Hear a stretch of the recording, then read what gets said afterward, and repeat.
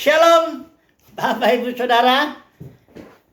Kita masih melanjutkan studi kristalisasi kitab Ulangan. Kali ini kita ambil tema milik pusaka, ya, di mana suku Lewi tidak mendapat bagian atau warisan di tanah perjanjian itu, tapi dia milik pusakanya itu adalah Tuhan sendiri, Yahweh. Nah, kita coba dulu baca latar belakangnya dulu lah ya. Kita mulai dulu. Kenapa kok sampai terjadi seperti ini? Karena dalam Keluaran pasal 19 20 itu ada di sana dikatakan Keluaran 19 ya, bahwa Tuhan memilih bangsa Israel. Itu kasusnya mengikat perjanjian di Gunung Sinai ya. Di mana Tuhan berkata di situ bahwa Israel akan menjadi umat kesayangan Tuhan. Israel akan menjadi bangsa yang kudus dan Israel akan menjadi kerajaan imam. Artinya seluruh suku Israel itu raja-raja dan imam-imam. Untuk apa? Untuk mengetengahi bangsa-bangsa lain. Karena Israel itu kalau jadi imam misalnya itu dia membawa Yahweh kepada bangsa-bangsa lain dan membawa bangsa-bangsa lain kepada Yahweh. Jadi perantara ya. Suku Israel semuanya ya, yang 12 suku itu. Nah, kemudian kita ketahui ceritanya di sana bahwa ketika Musa dia di atas Gunung Sinai selama 40 hari, 40 malam berpuasa, dan makan roti dan minum air, dan dia bawa 2 loh batu, dituliskanlah di situ loh perjanjiannya. Dan ketika itu Israel, karena dia menunggu-nunggu lama, mungkin mereka pikir gimana ini Musa, akhirnya mereka meminta kepada Harun untuk membuat anak lembu emas ya. Mereka menyembah anak lembu emas itu, dan ketika itu ya Musa turun. Tuhan lihat dulu tuh bangsamu sudah seketika saja sudah jadi memberontak begitu, dan akhirnya ceritanya kita tahu loh batu itu dihancurkan Musa dan Musa naik ke atas lagi. Dan Tuhan sebenarnya Yahweh sudah menghapuskan itu Israel, membinasakan umat itu, dan akan dibuat lagi suatu umat yang lebih kuat, lebih baik dan sebagainya dari Musa. Ketika itu Musa bersyafaat ya, dan Israel kembali diterima. Tetapi tidak diterima dalam arti ya seperti semula lagi. Karena nanti kita bacanya dalam Ulangan pasal 10 ya. Dikatakan di sini pada waktu itu tuh, ini kan mengenai judulnya ini riwayat tentang loh batu yang baru ya. Ini menceritakan ulang tentang kejadian itu, tapi kitab Ulangan kan kita tahu dia sifat dasarnya memberi makna terhadap fakta-fakta terhadap kejadian-kejadian itu. Nah, pada faktanya, pada kenyataannya dikatakan dalam ayat 8 yang kita baca tadi, pada waktu itu Tuhan menunjuk suku Lewi. Disinilah pemilihan suku Lewi itu terjadi tidak lama setelah kasus anak lembu emas itu ya. Karena ketika itu Musa begitu marah, dia pecahkan itu, dan dia bilang siapa yang berpihak kepada Tuhan datang kepadaku. Katanya begitu kan, dia berdiri di luar perkemahan itu. Kemudian datang seluruh suku Lewi kepada Musa yang berpihak kepada Tuhan.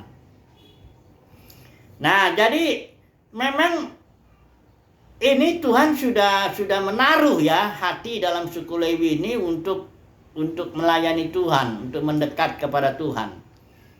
Nah, disitulah Tuhan memilih. Tapi jangan dibalik ya. Bukan karena suku Lewi itu berpihak kepada Tuhan ketika mereka itu datang kepada Musa di luar perkemahan itu, kasus 12 anak lembu emas itu. Tapi sebenarnya Tuhan sudah pilih dulu, sudah taruh dalam hati suku Lewi untuk mendekat kepada Tuhan.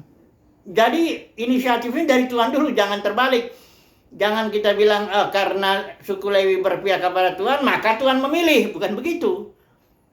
Tuhan sudah memilih lebih dulu. Tuhan sudah menaruh lebih dulu hati yang dalam suku Lewi yang membuat mereka mau mendekat kepada Tuhan. Jadi inisiatif selalu dari Tuhan. Pilihan selalu Tuhan dulu. Barulah kemudian akibat pilihan Tuhan, maka suku Lewi jadi begitu. Dia merespon ya terhadap tantangan Musa. Bahkan waktu itu Musa bilang, sekarang bunuh sahabat-sahabatmu itu yang atau suku atau saudaramu yang menyembah berhala, dan Lewi mentaatinya. Pada waktu itu ribuan orang mati. Nah, jadi ini sejarahnya awalnya ya, kalau kita tahu, jadi bukan Tuhan rencana semula, katakanlah begitu ya, bahwa seluruh suku Israel menjadi imam-imam dan raja-raja. Itu rencana semula, Keluaran 19. Namun terjadilah peristiwa itu, anak lembu emas itu, yang menyebabkan Tuhan memilih. Memang Tuhan memilih suku Lewi ya. Dan akibat pilihan Tuhan ini di sini ayat 8 kita baca. Suku Lewi itu melayani kemah ya. Simbol kehadiran Tuhan itu mengangkut tabut perjanjian itu. Lewi itu ada Kehat, Merari, Gerson ya, itu ada bagian-bagiannya. Kalau Kehat itu khusus untuk perabot ya, dia bawa perabot dengan dipikul begitu ya.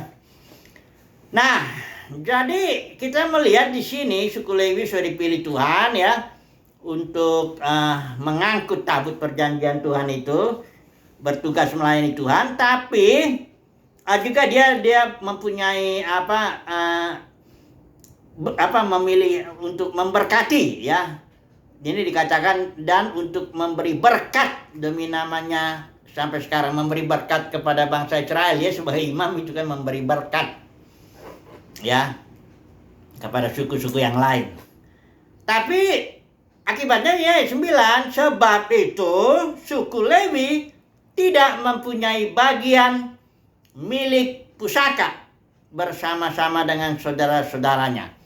Tuhanlah milik pusakanya. Nah, jadi artinya milik pusaka ini, bagian ini istilah Ibrani helek, itu artinya portion atau teritori, wilayah. Jadi di tanah perjanjian Lewi nggak dapat wilayah itu. Memang dia diberikan ya, ada kota-kota tertentu, ada ladang-ladang tempat-tempat penggembalaan sekedar untuk mereka tinggal, tapi mereka tidak miliki itu. Suku Lewi tidak punya tanah atau wilayah portion atau teritori di tanah perjanjian, itu tidak punya dia. Kemudian istilah milik pusaka ini nakalah, itu artinya properti, inheritance atau warisan ya, nggak punya juga ya. Hanya sekedar aja lah untuk mereka bisa hidup lah. Sekedar aja ya, kota-kota sekedar ya, tanah-tanah pengembalaan sekedarnya aja untuk mereka bisa hidup, karena tugas mereka karena bagian mereka, warisan mereka atau milik pusaka mereka adalah Tuhan sendiri. Pribadi Tuhan itu adalah milik pusaka suku Lewi. Nah, ini ya ceritanya begini. Nah, sekarang kita kembali coba dulu mencoba langsung mengaplikasikan lah ya, suku Lewi ini siapa dalam konteks ini, kan kasusnya kan dalam perjanjian perjanjian lama ya. Nah, kita mau terapkan dulu ini ke dalam perjanjian baru, konteks perjanjian baru, karena kita ingat ini nggak boleh kita main asal. Ini ada yang sembarangan aja bilang suku Lewi itu berarti para pendeta ya. Oh iya, ini suku Lewi juga dikasih perpuluhan kan. Nah, langsung aja itu para pendeta atau pelayan Tuhan yang full time gitu. Terus itulah suku Lewi. Terus dia dapat perpuluhan dari jemaat. Nah, itu hati-hati ya. Karena gini, masalahnya sekarang itu yang ada dalam dunia Kristen itu bukan gereja, itu denominasi, pecahan-pecahan gereja. Itu kita harus jelas. Ya, gereja sudah jatuh ya akibat beberapa pemimpin itu menarik murid-murid dengan ajaran palsu ya. narik murid-murid kepada dirinya, maka gereja dicabik-cabik. Itu serigala ganas itu, Kisah para Rasul 20. Kemudian dalam Wahyu pasal 2 pasal 3 jelas di situ ajaran Jezebel merampas otoritas itu, para pemimpin denominasi merampas otoritas Roh Kudus. Kemudian ada Bileam dagang ya, dan juga ada Nikolaus menaklukkan kaum awam itu ya, ditarik gitu, engkau harus tunduk padaku, aku punya otoritas atasmu dan sebagainya. Kondisi yang seperti itu ya beda dengan kondisi jemaat Israel. Nanti dibilang suku Lewi itu mereka yang para pemimpin denominasi itu, bukan begitu. Ya, bukan begitu, nggak bisa ya. Karena suku Lewi ini, makanya kita lihat dulu apa ininya ya. Yang jelas suku Lewi ini mereka ditaruh dalam mereka hati ya, oleh Tuhan, sehingga mereka memang menginginkan Tuhan. Itu jelas dari tindakan mereka ketika siapa yang berpihak kepada Tuhan, datang kepadaku. Mereka datang. Nah, kalau nanti kita bilang langsung suku Lewi itu para pemimpin denominasi, orang-orang terkenal dan kekristenan, pada kenyataannya tidak begitu, ya. Nah, kita lihat sendirilah sejarahnya bagaimana, ya. Ternyata mereka bukan mengutamakan Tuhan dalam arti apa, secara mayoritas lah, ya. Enggak itu ternyata, malah mereka terlalu sibuk ya ke sana kemari apa semua, dan akhirnya malah jatuhlah ke dalam soal harta benda, soal jabatan, soal uang, bahkan soal-soal yang lain ya. Jadi jangan dulu terlalu cepat kita langsung mengatakan berarti suku Lewi itu para pemimpin denominasi. Tidak begitu. Mari kita lihat dulu kasus-kasus dalam perjanjian baru sebelum nanti kita menerkalah kurang lebih siapa sebenarnya suku Lewi itu ya, yang bagian milik pusakanya adalah Tuhan. Itu dulu ya, kita pegang dulu ya. Ya, bukan yang, jangan berpikir full time, jangan berpikir jabatan-jabatan dalam kekristenan ya, pendeta, dan jangan dulu mikir gitu. Tangkap dulu, resapi dulu dalam-dalam bahwa suku Lewi adalah orang yang diberi anugerah oleh Tuhan, dikasih hati oleh Tuhan, sehingga mereka berpihak kepada Tuhan, suka akan Tuhan. Mereka ya Tuhan, begitulah kira-kira ya. Mereka tidak punya apa-apa di sini, ya nggak dapat bagian apa-apa. Mereka memiliki hati yang mencintai Tuhan, suka Tuhan, kira-kira begitu. Itu karena Tuhan naruh hati, dipilih ya suku Lewi, sehingga ditaruhlah hati untuk mencintai Tuhan.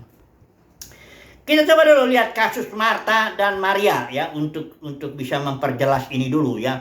Jangan buru-buru ya, sekali lagi saya ulangi ya, karena saya sudah sering dengar itu. Para pemimpin denominasi ini, kami suku Lewi, jadi kami berhak tarik perpuluhan. Malah bukan perpuluhan aja, buat sulung juga apa semua ya. Kelihatannya malah jadi dia rakus duit gitu ya. Bagaimana sih? Orang suku Lewi itu orang yang hatinya ditaruh oleh Tuhan, taruh dalam hati suku Lewi kecintaan, memilih Tuhan dalam situasi penyembahan berhala begitu.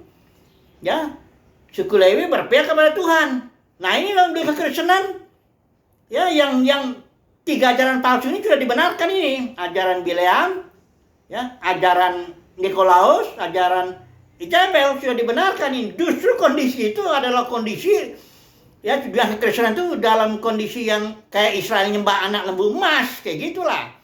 Sekarang pertanyaan, siapa yang berpihak kepada Tuhan keluar dari sistem itu? Ini pertanyaan. Siapa yang keluar dari sistem itu karena menyukai Tuhan? Itulah suku Lewi sejati di dalam konteks perjanjian baru. Ya, sekali lagi saya ulangi, kekristenan, dunia kekristenan saat ini mirip dengan Israel yang sedang menyembah anak lembu emas itu. Mengapa? Karena dalam dunia kekristenan ini ada tiga ajaran palsu yang sudah dibenarkan. Nikolaus ya, hierarki itu, kemudian Bileam dagang ya, dan kemudian sistem gajir semuanya itu, karena ada pemerintahan manusia di dalam, dan Jezebel, otoritas manusia ya, baik struktural itu kan otoritas manusia masuk ke dalam gereja. Jadi suku Lewi, atau saya tegaskan dulu begini, walaupun saya nggak ambil kesimpulan sekarang, suku Lewi adalah orang-orang yang keluar dari sistem penyembahan berhala dalam dunia kekristenan saat ini, yang tidak ambil bagian dalam ajaran Jezebel, ajaran Bileam, dan ajaran Nikolaus. Kenapa suku Lewi tidak ambil bagian yang sekarang ini suku Lewi ini? Kenapa? Karena mereka menyukai Tuhan. Ini dunia kekristenan saat ini mirip loh dengan Yudaisme zaman Yesus itu. Berdagang di bait suci, mirip itu, ya.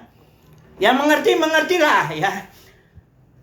Mari, saudara, saya masuk kasus Marta Maria ini ya, supaya semakin lama mudah-mudahan sebelum ini saya nanti ambil kesimpulan siapa sebenarnya suku Lewi itu, ya, yang bagian milik pusakanya adalah Tuhan, ya. Coba dulu kita lihat dulu kasus ini Marta dan Maria.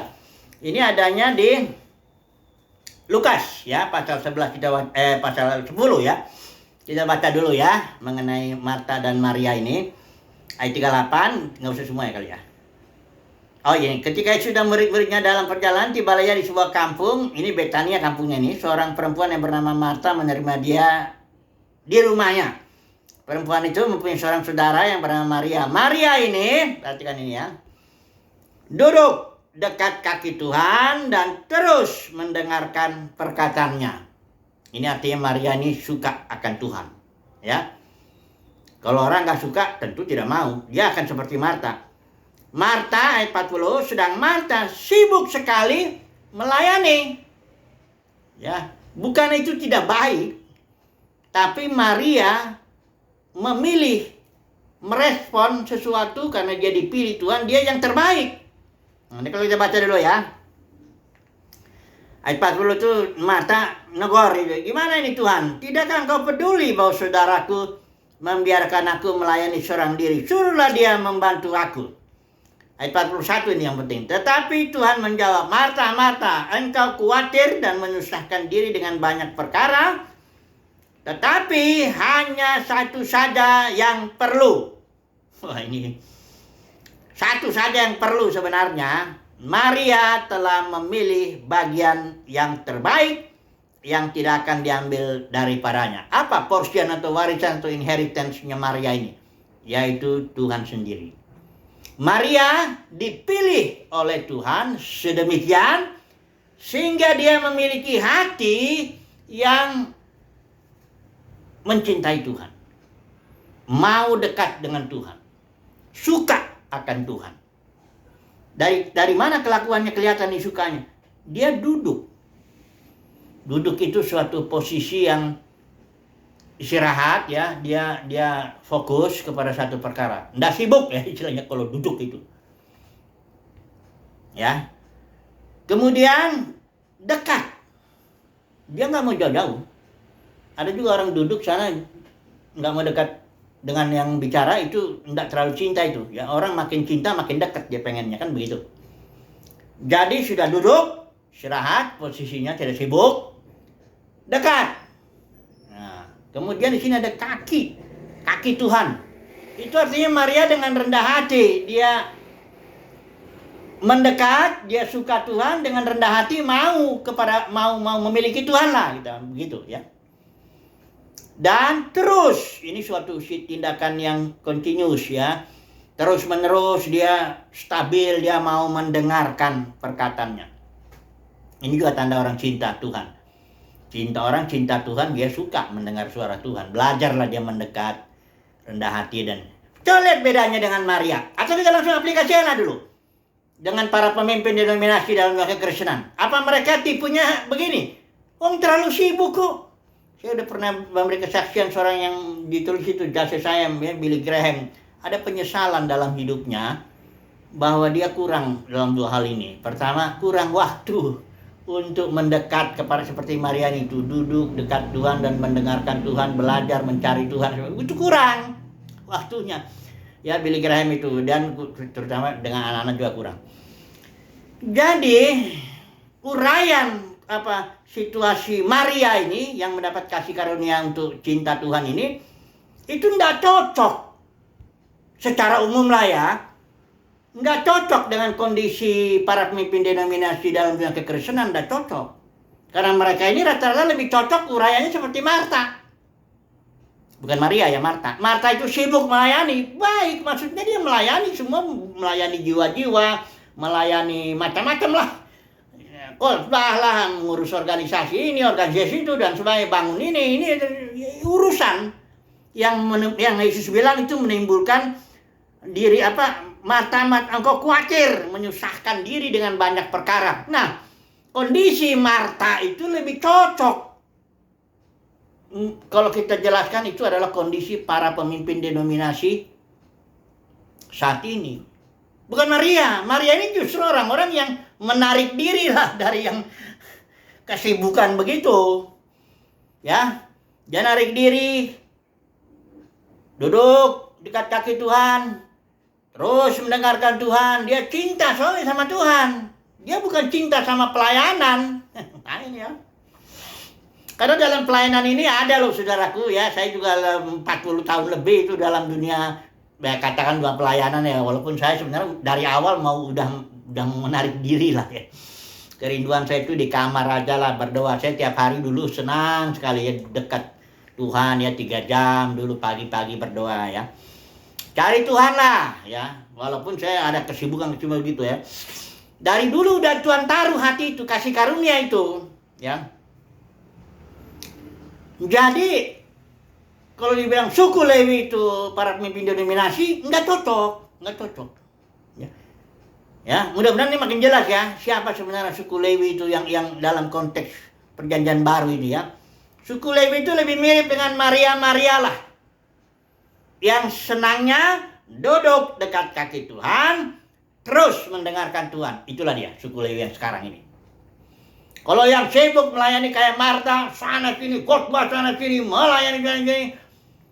Karena itu ada enaknya juga, itu bukannya nggak baik, tapi itu berbahayanya begini dalam kekristenan saat ini. Uang, jabatan, kemuliaan manusia dan sebagainya itu bertebaran di situ. Makanya yang nggak heran kalau kita kadang-kadang dengar yang ini jatuh uangnya apa semua, kadang-kadang bapak sama anak bisa ribut itu dan sebagainya, masuk ke politik minta jabatan, uang dan itu udah banyak lah kita dengar yang begitu-begitu. Ya. Bahkan yang karena sibuknya khawatir, tertekan, stres, stroke. Ya. Karena pemimpin itu sebagian kan begitu. Jadi nggak cocok lah uraian bahwa mereka suku Lewi itu nggak cocok ya. Jangan ambil kesimpulan itu ya. Kemudian nanti kita lihat ya, mudah-mudahan ini semakin jelas ya dengan kasus. Ini tetap kasusnya Marta Maria aja dulu lah ya. Nah, mari kita melihat dalam Injil Yohanes. Ini kasusnya sama orangnya Marta Maria juga ini. Dia di sini Yesus judulnya diurapi di Betania. Ini kenapa sama orangnya? Karena mereka sama-sama saudaranya Lazarus ya. Lazarus, Marta, Maria ya. Nah, di sini diadakan sebelum Yesus disalib itu ayat 2, di situ diadakan perjamuan untuk Yesus, maksudnya Marta melayani. Nah, di sini ada pertumbuhan juga, Marta melayani tapi dia nggak ribut ya, dia nggak protes. Suruh saudaranya melayani, enggak, dia melayani aja udah. Ada bagusnya lah, udah ada pertumbuhan sedikit si Marta ini. Sedang salah yang terus makan di sana dengan Yesus adalah Yesus. Maka, ayat 3 nih, Maria mengambil setengah kati minyak narwastu murni yang mahal harganya, lalu meminyaki kaki Yesus. Nah, Maria ini senang dengan kaki, maksudnya merendahkan hati lah di hadapan Yesus itu. Menyekanya juga dengan rambutnya dan bau minyak semerbak di seluruh rumah itu. Nah, ini tapi sayangnya murid-murid belum ngerti itu. Marah dia, termasuk Yudas. Karena Yudas ini, ya dia pikirannya otaknya cuma duit aja. Sayang itu, barangkali itu pekerja harian 1 tahun, 350 hari. Dibuanglah di situ ya, untuk Yesus sayang. Enggak lebih bagus kita jual itu, uangnya dikasih orang miskin ya. Walaupun di sini Yohanes bilang itu bukan karena Yudas senang atau dia punya jiwa sayang atau gimana ya, memperhatikan orang miskin, bukan. Itu karena dia mencuri aja ya. Di sini ayat 7, ini yang sangat penting saudaraku. Perhatikan kata-kata Yesus ini. Maka kata Yesus, biarkanlah dia melakukan hal ini mengingat hari penguburanku. Terus ayat 8. Karena orang-orang miskin selalu ada pada kamu, tetapi aku tidak akan selalu ada pada kamu. Ini di bagian lain dikatakan di sini, dia telah berbuat yang baik kepadaku. Ini di bagian lain ya. Saudara lihat di Matius 6, coba dulu, atau di Markus 14. Kita cari sebentar ya. Matius 26. Ini perlu juga kita cari ini. Ada perkataan Yesus, dia sudah berbuat baik kepadaku. Matius 26 ayat yang ke-6. Ayat ke-6, Yesus diurapin ya. Ini dikata ayat 13 ya. Ayat 13, aku berkata kepadamu, ini sesungguhnya di mana saja Injil ini diberitakan di seluruh dunia, apa yang dilakukannya ini akan disebut juga untuk mengingat dia. Ini dikatakan juga di sini ayat 12, sebab dengan mencurahkan minyak itu ke tubuhku, ia membuat suatu persiapan untuk penguburanku. Itu dulu kita lihat yang Markus 14 ya. Supaya kita tahu ini bagaimana tindakan Maria ini diresponi dengan sangat luar biasa oleh Tuhan Yesus ya. Markus 14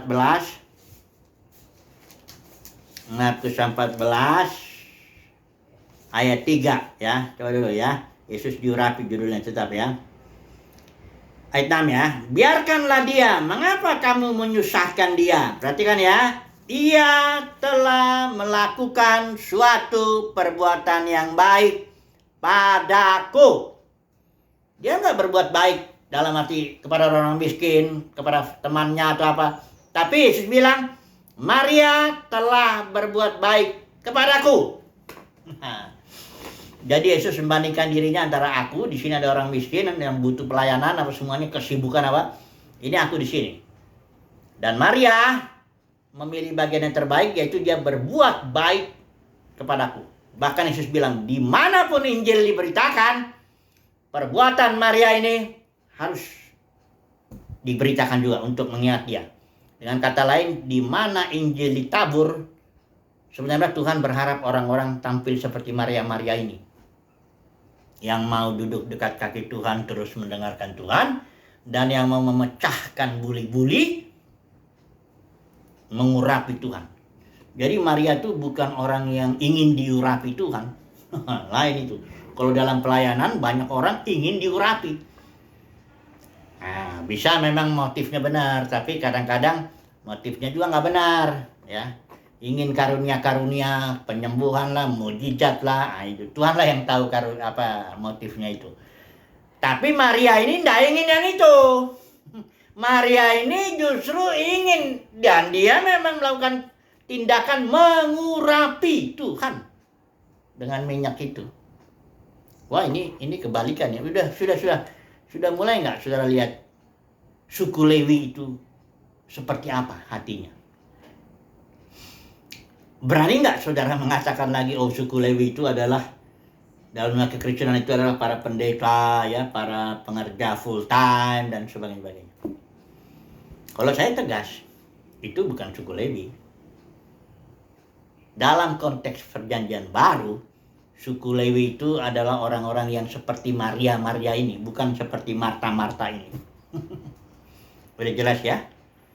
Maria, orang-orang yang dipilih oleh Tuhan ya, untuk datang mendekat kepadanya, untuk mencintai Tuhan, untuk mengurapi Tuhan, untuk berbuat baik kepada Tuhan.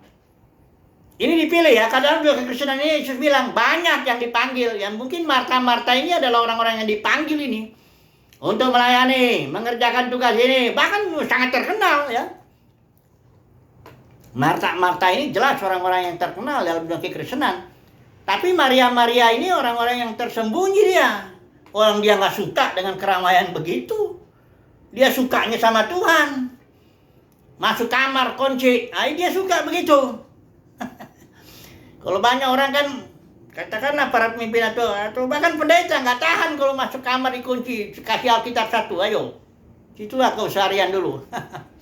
Berdiam dirilah ya, situ. Jangan mau bawaannya mau khotbah aja, mau keluar aja, mau melayani aja, kunjung sana, kunjung sini. Apa motivasinya kadang-kadang itu? Pendeknya begitulah.